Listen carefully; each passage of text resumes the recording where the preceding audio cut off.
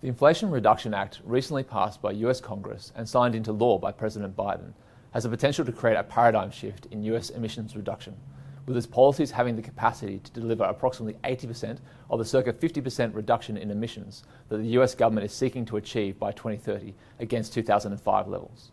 To do so, however, requires a consumer that is both willing and able to spend.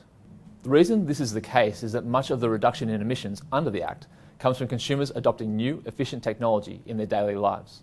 This applies to numerous areas such as improved dwelling efficiency, expanding the use of rooftop solar, and replacing old appliances. However, most significant is the intended uptake of low and zero emission producing vehicles, both by consumers themselves and across the transport fleets that serve them. Indeed, Princeton University's Zero Lab Repeat project estimates that changes related to transport could bring about a 19% reduction in emissions to 2030. That is close to 30% of the total reduction achieved by the Inflation Reduction Act.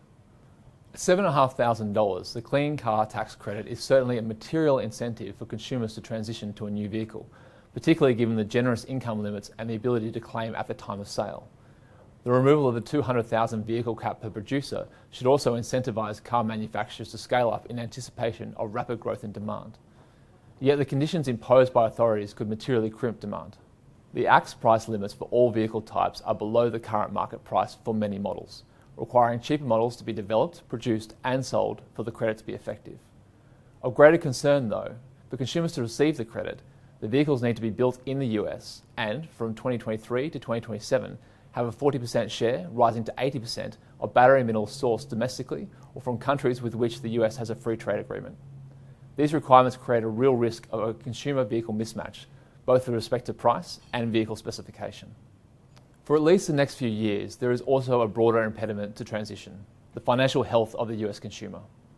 While the US labour market has recovered well from the pandemic and is currently historically tight, the ECI and PCE deflator imply real wages have declined by a cumulative 2.5% over the 18 months to June, and likely by 3% by year end.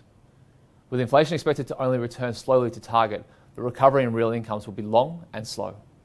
US households also look to have already materially reduced their savings from recurring income, limiting the capacity of an average or below average household to make a large discretionary purchase, all the more so given the dramatic rise in interest rates evident across the yield curve. While the introduction of a $4,000 used clean car tax credit will help to make the transition to an EV or fuel cell car possible for more financially constrained households, this will take time as new car supply has to grow before the used car market can develop. The US household sector's financial reality and the need to lower emissions to 2030 and beyond highlight how important it is that the FOMC quickly reduce the pace and risks related to inflation, and do so without causing a deep recession. The stronger the consumer is as conditions return to normal, the greater their appetite for new spending and industry's willingness to expand capacity to accommodate. We'll see you next time.